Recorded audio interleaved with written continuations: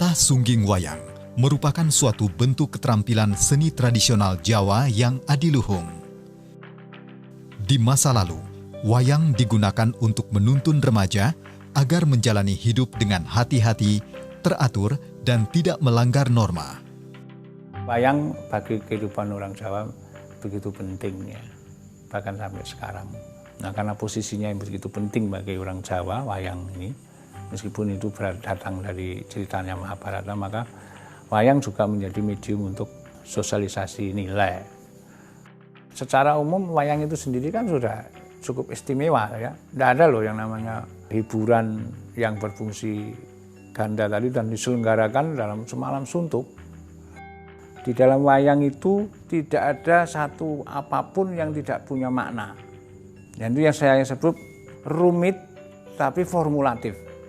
Bayangkan itu, rasa, pikiran, fisik di dalam mendalang itu ngomong kata per kata, membangun suasana, membangun ini bayangan. Dan itu apalagi kalau zaman sekarang harus menjaga penonton supaya tetap ada, itu bukan main. Dan itu value-nya, dimensi filosofinya itu juga bernilai tinggi. Kalau dalang mementaskan wayang kulit, itu pasti di belakang wayang itu ada layar namanya kelir. Kelir itu melambangkan bahwa itu merupakan salah satu alam dunia. Kemudian wayang itu menggambarkan sebagai manusia. Jadi di dalam pewayangan itu merupakan salah satu karakter-karakter manusia yang ada di dunia ini sudah ada sendiri-sendiri watak-wataknya. Kalau mungkin yang ngayal-ngayal itu ada Sengkuni, ada Durna, itu sudah merupakan watak-wataknya.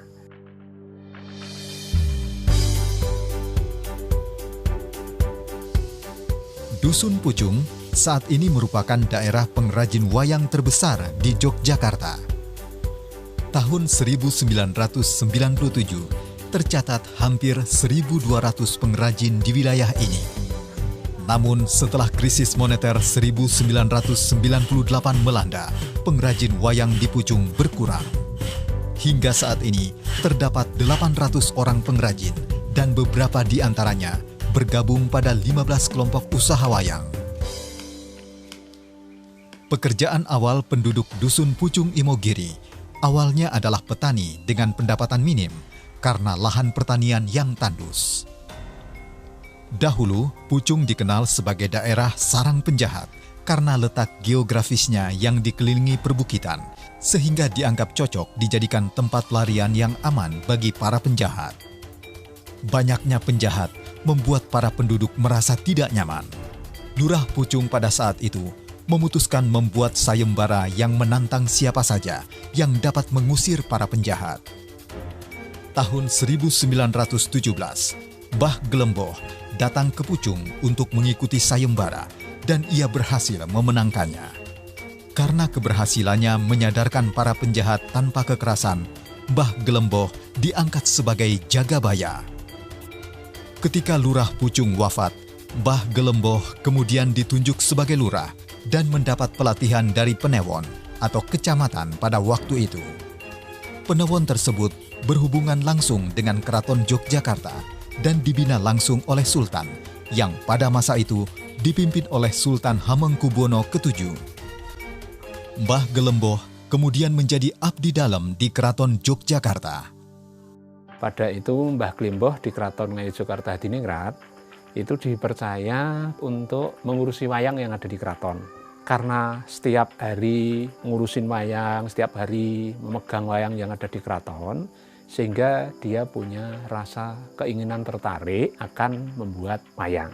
Pada waktu itulah Mbah Gelemboh mohon izin kepada beliau Ngersa Dalem Habib ke-7 untuk boleh nggak membuat wayang. Waktu itu diperbolehkan oleh beliau Ngersa Dalem Habib ke-7. Perkembangan kesenian dan kebudayaan di Yogyakarta, termasuk kesenian wayang, menjadi salah satu warisan tak ternilai pada zaman pemerintahan Sultan Hamengkubuwono ke-7.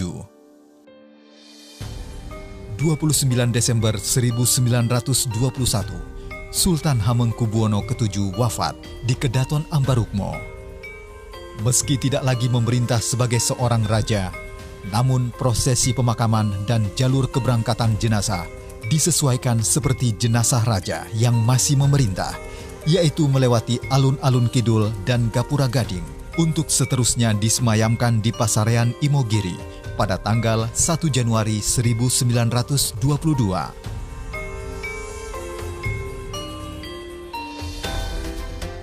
Jejak-jejak kerajaan di Nusantara seperti Candi Borobudur, Makam Raja Imogiri, dan bangunan kerajaan yang dibuat dengan proporsi bangunan menjulang tinggi menunjukkan simbol atau penanda kejayaan leluhur bangsa Indonesia. Mataram Islam tercatat sebagai dinasti kerajaan yang paling lama bertahan sejak 5 abad lalu. Meski telah terpecah menjadi 4 kerajaan, di bekas ibu kota kerajaan Mataram Islam terdapat kompleks makam para raja yang senantiasa dirawat oleh raja-raja anak keturunan Senopati melalui abdi dalam khusus yang ditunjuk untuk keperluan itu. Adanya makam Imogiri tak lepas dari peran Sultan Agung sang penguasa kerajaan Mataram Islam yang karena keberaniannya sukses menyatukan daerah-daerah taklukan dengan wilayah yang sangat luas sehingga kerajaan Mataram Islam menjadi kerajaan kuat di Nusantara.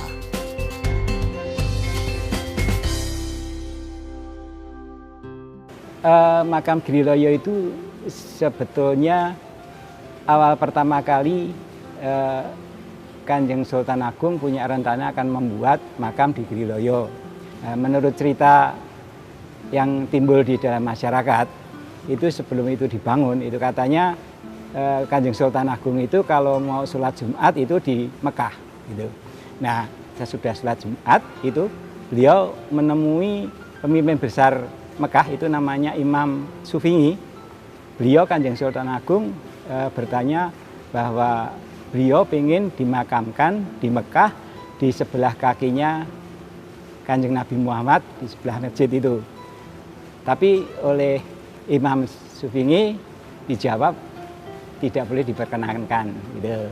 Nah, selanjutnya beliau kembali lagi ke Arab, ke Mekah, ditemui oleh Imam Sufingi bahwa beliau sudah diperkenankan untuk dimakamkan di sana. Tetapi oleh Kanjeng Sunan Kalijogo, beliau diingatkan sebaiknya beliau itu dimakamkan di Pulau Jawa aja, karena nantinya beliau itu akan menjadi pepundanya leluhurnya yang tiada duanya di Pulau Jawa ini. Atas saran itu Kanjeng Sultan Agung menurut. Nah, kemudian Kanjeng Sunan Kalijogo mengambil tanah yang ada di makam dilemparkan ke tanah Jawa. Nah, di situ nanti suruh mengikuti, ternyata jatuhnya tanah itu di Giriloyo itu. Pembangunan makam Giriloyo menimbulkan kesan pada paman Sang Sultan Agung, yaitu Panembahan Jumina. Sang paman lalu mengajukan keinginannya untuk dimakamkan di makam Giriloyo. Meskipun Sang Sultan merasa kecewa, dengan bijaksana Sultan pun memberikan lokasi makam Giriloyo yang awalnya menjadi calon tempat peristirahatannya kepada sang paman.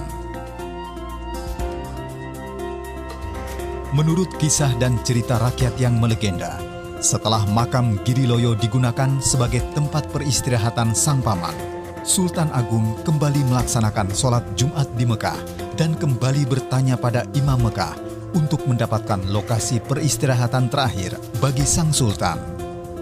Hal ini adalah salah satu upaya dari sang raja demi melestarikan keutuhan kerajaan Mataram dan mempersatukan makam sang raja beserta keturunannya di satu lokasi yang sama.